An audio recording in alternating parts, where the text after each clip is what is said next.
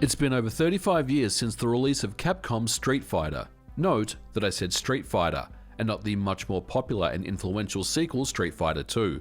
Street Fighter was Capcom's first competitive fighting game released in 1987, and the franchise, as we know, went on to be a worldwide smash hit, still going strong even to this day with the announcement and release of Street Fighter 6 in 2023. Back in 1987, the original Street Fighter wasn't a particularly good game, but it was the blueprint for what would come. 2 playable characters are available, Ryu and Ken, against 8 opponents. The player must win 2 rounds to proceed to the next opponent. Each round is 30 seconds long, and as is a staple in any Street Fighter game, a second player can challenge the first player and interrupt their single-player game. The arcade cabinet originally featured punching pads, which, depending on the amount of pressure applied, would perform low, medium and high variants of moves. However, these cabinets did not fare well, only selling an estimated 1,000 units due to the high failure rate of these pads. The machine was updated and featured the signature 6-button version of the game.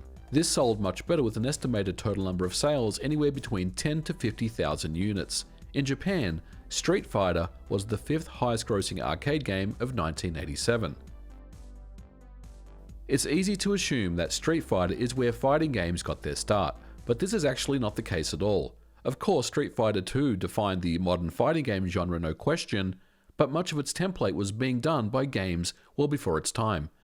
Now, before 1987, there were many fighting games that came out on various home consoles and computers of the era, and a lot of them weren't very good.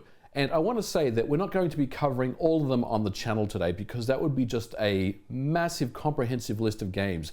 But what we're going to focus on are the games that had something interesting and unique, some piece of functionality or some new game mechanic that was introduced that's kind of carried over to modern fighting games as we know it today. Now, to be clear, we're going to cover some early games that, to be perfectly honest, aren't very good. In fact, some are downright terrible, like this one here, Karate for the Atari VCS. But all of these games bring something unique and interesting to the table that shaped the way fighting games are made today. Karate was originally released in 1982. However, this game is one of the earliest fighting games I ever remember. And it's an ambitious title that features not only directional movement, but more importantly, special moves by pressing a combination of a direction and the fire button on the Atari joystick. The game also uses a timer to determine the winner. Whoever has the most number of points wins the game, and the player then must start over. It's very simple, with terrible hit detection and very sluggish to play, but the concept of special moves is a feature that would be carried forward to more advanced fighting games a few years later. By 1983, karate games were becoming very popular on home computers. Most of them were quite poor and brought nothing special or interesting or unique to the genre. Take, for example, Super Black Belt Karate for the Commodore 64.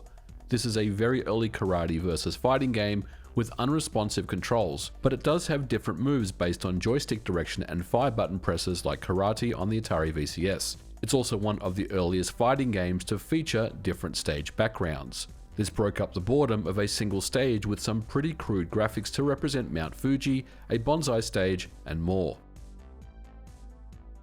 Black Belt was quite a popular game that released for the original Apple II in 1984. This was a departure from the standard bad karate fighting game, as it was based on the martial art of Taekwondo. The game followed the very strict rules as well. For example, the player cannot leave the mat, but they can move up and down across 3 separate planes. This is one of the earliest uses of movements in this fashion. There's also 8 different moves including blocking, but perhaps the single biggest thing Black Belt brought to fighting games was its speed. Compared to earlier releases we mentioned, the game runs much faster and overall more playable. The animations are still quite crude, as of course we are talking about 1983. Now, in the UK and Europe, fighting games were pretty common on home computers. You had this karate craze where there were a lot of karate style games coming out for the home computers at the time. But everything would change in 1984 when a company known as Data East would release Karate Champ in the arcades. Considered by many to be the most influential and popular of the earlier fighting games is Data East's Karate Champ. Fighting games were already popular in the UK, but Karate Champ is what brought it to Japan. The game is a masterclass of playability, but it's challenging and difficult to master. In the arcade, Karate Champ features no buttons to kick or punch. Rather, it's controlled by 2 joysticks. the left for movement, and the right is for attacks. Karate Champ is the first known fighting game to feature the best of 3 rounds. To perform attacks, the player must hold down on the right stick attack for a duration of time to execute it. Let go and the move is cancelled. While not technically the same, this can be considered the earliest form of cancelling in fighting games, but of course cancelling in modern fighting games are different, allowing moves to be executed after the cancel. Blocking is another element introduced into the game as well by holding back on the left stick in the same way as Street Fighter 2. Karate Champ also brings in fast gameplay and a points-based scoring system to defeat opponents. Depending on the attack and how clean it hits, the player will receive a full or a half point, with 2 points needed to move to the next round. It's also the first fighting game to feature bonus stages, 3 of them to be exact. Different stage backgrounds are also featured, as well as separate white and red characters. Karate Champ would also receive an updated version in 1984, the same year as the original release. Known as Karate Champ Play vs. Player, it's the first ever time an update would appear in this fashion, something that the Street Fighter 2 series was known for. In Player vs. Player, it features a 2-player mode, improved AI, and new backgrounds. Karate Champ was a smash hit in the arcades all around the world, and prompted home computer and console ports to many different systems, and this was truly the first fighting game to put the genre on the map. By 1984, Nintendo started developing their own fighting games, and the earliest is Urban Champion, released for both the NES and Versus arcade machines. It features full-color graphics in true Nintendo style for the era, as well as background stage music. The game took some inspiration from Karate Champ, but also introduced some important features that are used to this day. In Street Fighter 2, cause enough sustained damage and your opponent will fall dizzy. This gives the player time to execute even more devastating attacks. Urban Champion is the first ever game to feature a dizzy state. This occurs when the player's stamina falls to 0. It also features evading and blocking, and both low and high powered attacks. Urban Champion isn't a great game by any means, but it brought some new game mechanics to the fighting game genre.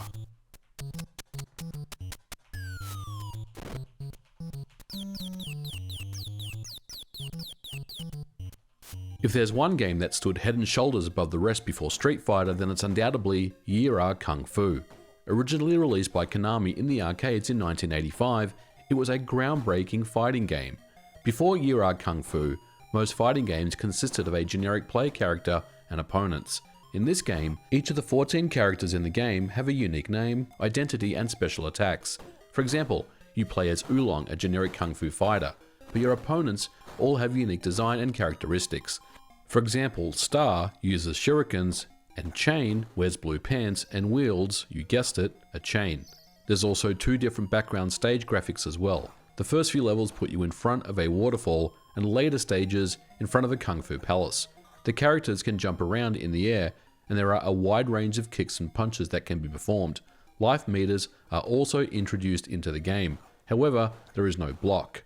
Like Karate Champ, Yi-Ra Kung Fu was a smash hit in the arcades and prompted many a home computer and console port.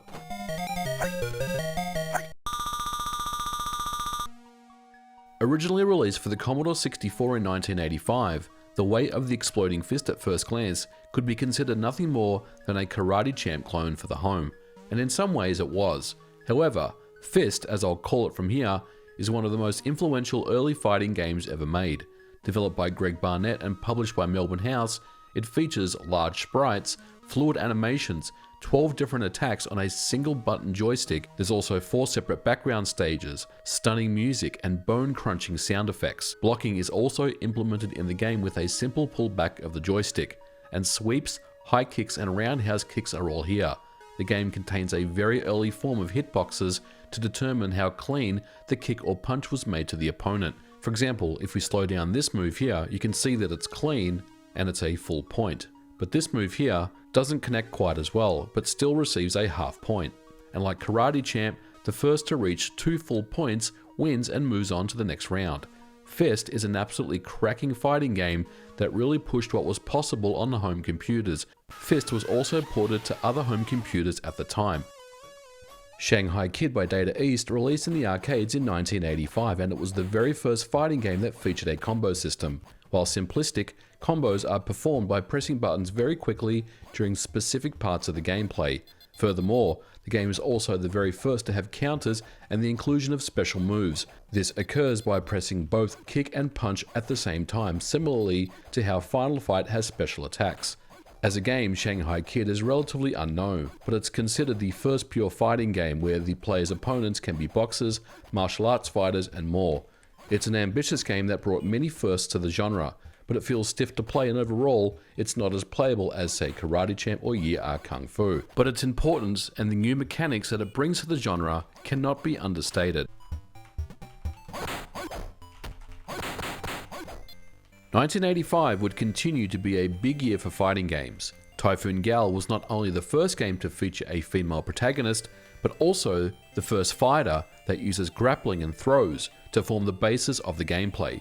Typhoon Gal released in the arcades by Taito, and it's an interesting game that takes some getting used to, but once you get the hang of it, you can perform some devastating moves. Of course, grappling and throws would become an integral part of the Street Fighter II series, and it continues to be a very important gameplay mechanic in most modern fighting games.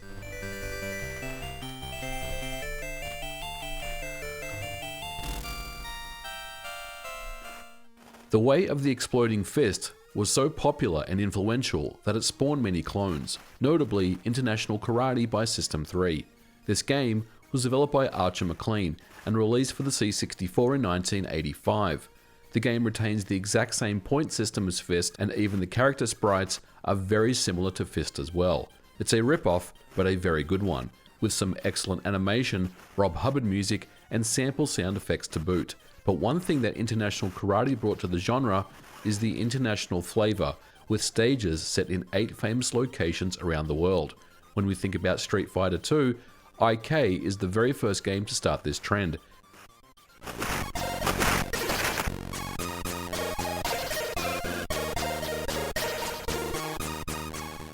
We mentioned Typhoon Gal as the original game to feature grappling and throws. However, in 1986, Martech released Uchimata, a judo simulator for the Commodore 64. This game would be the very first to feature joystick movements similar to what we see in Street Fighter 2 years later. To execute a move, you must advance to your opponent, press the fire button to grab them, then throw your opponent via a complex joystick combination movement, including half rotations and more. Timing of your grab and throws are crucial to defeat your opponent, and while the game looks crude by today's standards, it introduced a learning curve to master the game much in the same way as modern fighting games of today.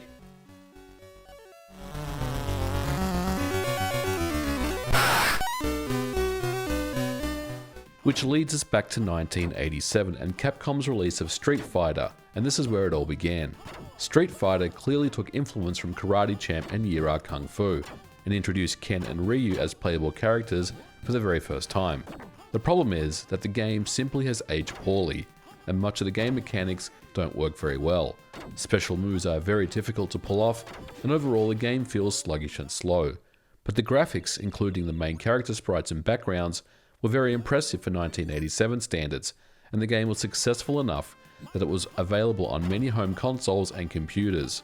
But of course it wouldn't be until years later in 1991 when Capcom would strike gold when Street Fighter II launched in the arcades, and the rest, as they say, is history. So there you have it, a look at early fighting games before Street Fighter. Now again, this is not a comprehensive list of games, and if there's anything that you played as a kid growing up, let me know in the comments below. If there's something that I didn't talk about in this episode, I'd love to take a look at that and get a little more insight into it. But that's going to do it for this episode today, guys. Thank you so much for watching. If you like this episode, don't forget to leave me a thumbs up, and I'll catch you guys in the next video. Bye for now.